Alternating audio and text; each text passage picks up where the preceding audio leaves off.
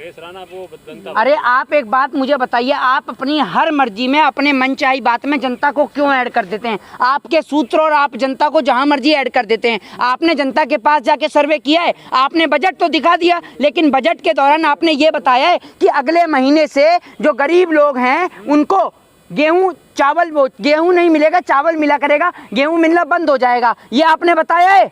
तो उसमें कंडीशन रखी तो है सरकार ने। क्या कंडीशन रखी है? कंडीशन आपके पास बाइक नहीं होना चाहिए, गाड़ी नहीं होनी चाहिए। नहीं, अरे भैया उसके अलावा भी मैं आपको बता दूं, कि देश के अंदर सरकार जो है गेहूं नहीं देगी राशन कार्ड पे। अब राशन कार्ड पे गेहूं अब मिल ही नहीं रहा है। वो इसलिए नहीं मिल रहा है क्योंकि सरकार जिस टाइम पर यूक्रेन और रसिया के बीच में लगी हुई थी उनके संबंधों को बनाने में, उस समय इन्होंने किसान जो है वो लाइन में लगा हुआ था अपने अनाज को बेचने के लिए, लेकिन इन्होंने किसान का अनाज खरीदा नहीं। और आज जो है देश के अंदर लोगों को रोटी नहीं मिल पा रही है और इसकी चिंता भारतीय जनता पार्टी करती ही नहीं है।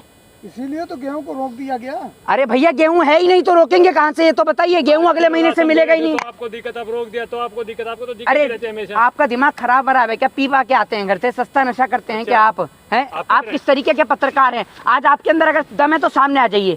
चलिए आइए आज सामने। आप बताएं। अरे सामने आइए ना, सामने फिर करेंगे ना। सुन लीजिए पीछे से ना, ये पीछे से जो जिस तरीके से आपने देखा होगा स्ट्रीट डॉग जिस तरीके से भौंकने का काम करते हैं ना, आप लोग उससे कम नहीं है आज के समय में। मेरे को बोलना नहीं चाहिए, लेकिन जो कुछ पत्रकार है ना, मैं आप सभी को नहीं कहूंगा और सभी पत्रकारों के लिए नहीं है, ये उन पत्रकारों के लिए इस शब्द का इस्तेमाल किया है जो स्ट्रीट डॉग वाला काम कर रहे हैं, ठीक है ना। ये सामने आते नहीं है, 5-5 हजार रुपए के बिकाऊ लोगों को खड़ा करते हैं ये नेशनल मीडिया की तरह और उसके बाद बुलवाते हैं। कितने में बिके हैं? किसके लिए? आप कितने में? अरे अपने देश के लिए तो मैं अपनी जान देख सकता हूँ, आपके लिए नहीं है। आपकी तरह नहीं कि अपने जो है आप अपने जमीन को भी बेच दें पैसों के खातिर। आप लोगों की तरह नहीं हूँ मैं कि आप अपने जमीन को ही बेच रहे हैं। आप किस तरीके के पत्रकार हैं, न जाने कितने पैसों में आपका नरेंद्र मोदी जी ने या भारतीय जनता पार्टी ने कितने पैसों में दलाली देके आप जैसे लोगों को खरीदा है। देश के प्रधानमंत्री हैं, आपका क्या मतलब है? क्या? अरे आप ही के प्रधानमंत्री हैं, कोई देश के प्रधानमंत्री नहीं है। अगर देश के प्रधानमंत्री होते तो देश के लिए सोचते। आज देश की स्थिति खराब है।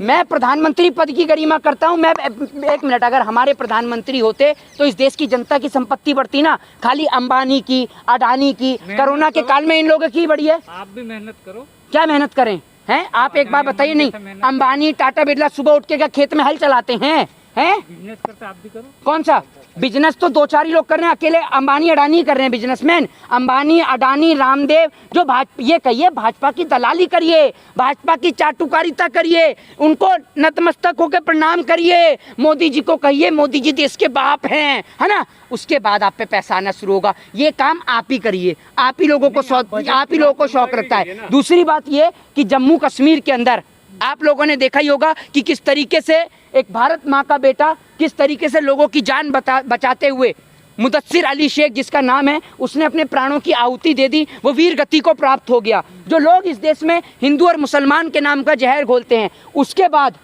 आज कश्मीर के अंदर रहने वाले कुछ लोगों से मेरी बात हुई है।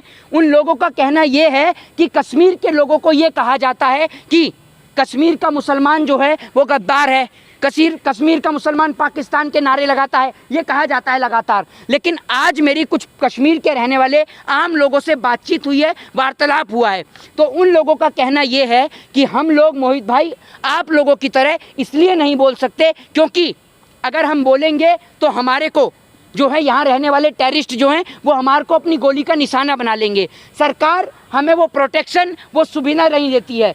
यहाँ पर ना कोई मॉल है, ना सिनेमा हॉल है, ना ही कोई मनोरंजन के कोई साधन है, ना तो वहाँ पर आपको कोई फिल्म स्टूडियो दिखता है। आप देख लीजिए जिस तरीके से कश्मीर के अंदर सिर्फ धारा 370 हटाने के बाद ये कहा गया था ना कि कश्मीर की स्थिति बेहतर होगी, कश्मीर के अंदर लोग प्लॉट खरीदेंगे। आप में से कोई भी बीच में इंटरप्ट मत करिएगा, बड़े शांति से सुनिएगा। कश्मीर के रहने वाले आम नागरिक से मेरी बात हुई है तो उन लोगों का कहना ये है कि मोहित भाई अगर मान लीजिए कि हम अपनी एजुकेशन लेने के लिए कश्मीर छोड़कर दिल्ली आ जाते हैं और दिल्ली में आकर हम अपनी बात को रखते हैं कि कश्मीर में इस तरीके का माहौल चल रहा है, वो कह रहे हैं कि कश्मीर का एक भी नागरिक कभी भी पाकिस्तान के साथ नहीं जाना चाहता क्योंकि पाकिस्तान एक बर्बाद मुल्क है। आज पाकिस्तान की स्थिति इतनी खराब है कि पाकिस्तान का रुपया तेजी से नीचे गिर रहा है। पाकिस्तान के साथ कभी भी कश्मीर नहीं मिलना चाहता। कश्मीर के रहने वाले, ये कश्मीर के कुछ मुसलमान भाई भी हैं, कुछ कश्मीरी पंडित हैं जो वहाँ धरने पे बैठे हैं, उन सब से बात हुई है।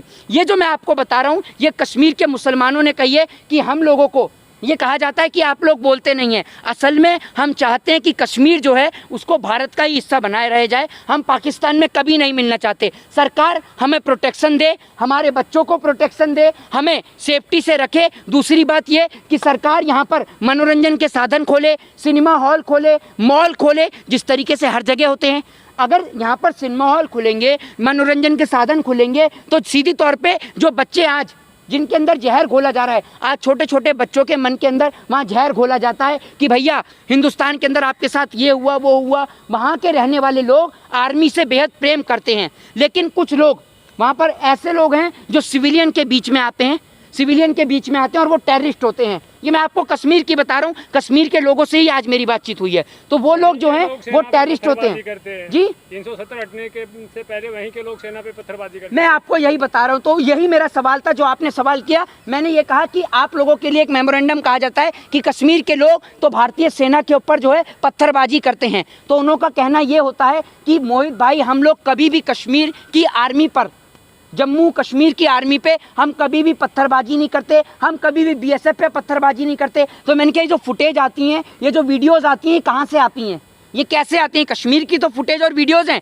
तो उन लोगों का साफ और सरे तौर पर कहना था कि कुछ लोग हमारे बीच में आते हैं और वो लोग टेररिस्ट लोग होते हैं, आतंकवादी लोग होते हैं। उन्हों का कहना है कि सरकार पाक अधिकृत कश्मीर, जिसको हम बोलते हैं पीओके, उस पर कड़ी सुरक्षा करे, पीओके को अपने अंडर लेकर पूरी तरीके से वहां पर कड़ी सुरक्षा तैनात करे और पीओके से ना तो कोई इधर से ना उधर से कोई आ सके, क्योंकि वहां के आने वाले लोग कश्मीर के लिए खतरा हैं और कश्मीर भारत का एक अभिन्न अंग है और भारत के कश्मीर के लोग चाहते हैं कि कश्मीर भारत का हिस्सा रहे। वो एक बर्बाद मुल्क के साथ नहीं जाना चाहते, वो कश्मीर के साथ जाना चाहते हैं, कश्मीर की खुशहाली के साथ जाना चाहते हैं। और कश्मीर की खुशहाली, देश की खुशहाली के साथ, कश्मीर की, पूरे देश की खुशहाली कश्मीर में ही है, क्योंकि कश्मीर भारत देश का हिस्सा है। आप तो वो नफरती पत्रकार हैं जो इस देश के अंदर भी जहर घोलने का काम करते हैं। आपकी मानसिकता खराब है क्या?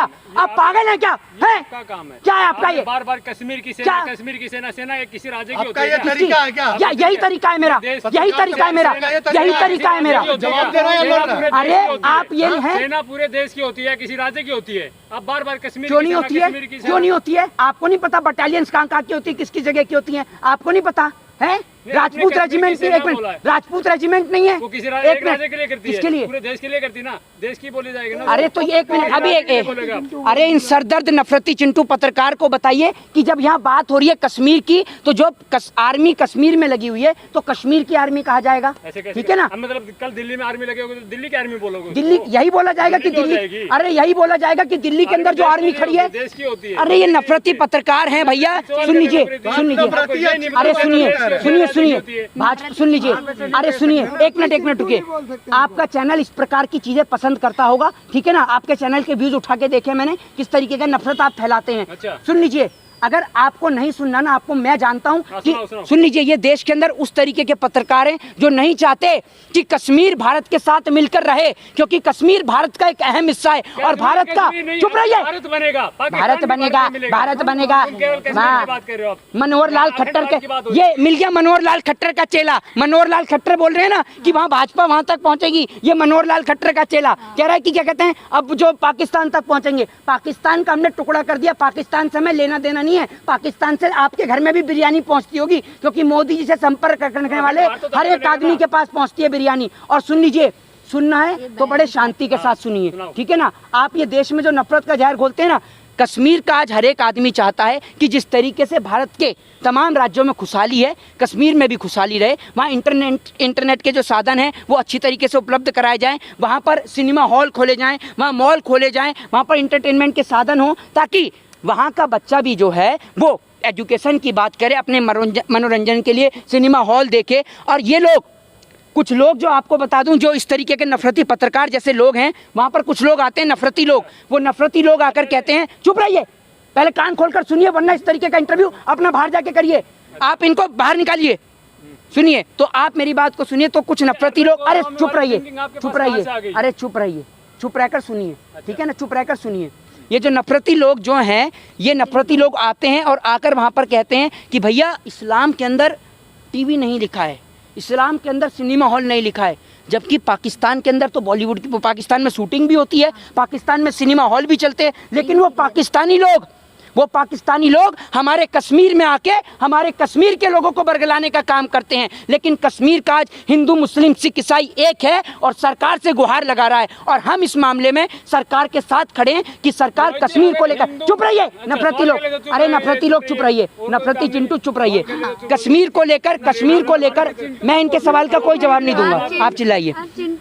कश्मीर के लोग सुन लीजिए, कश्मीर को लेकर अगर सरकार कोई एक्शन उठाती है तो हम भी आज देश की सरकार के साथ खड़े हैं और उसके फैसले के साथ खड़े हैं, क्योंकि हम भी चाहते हैं कि पूरे मुल्क की तरह कश्मीर में भी अमन चैन और शांति रहे। जय हिंद, जय भारत, वंदे मातरम।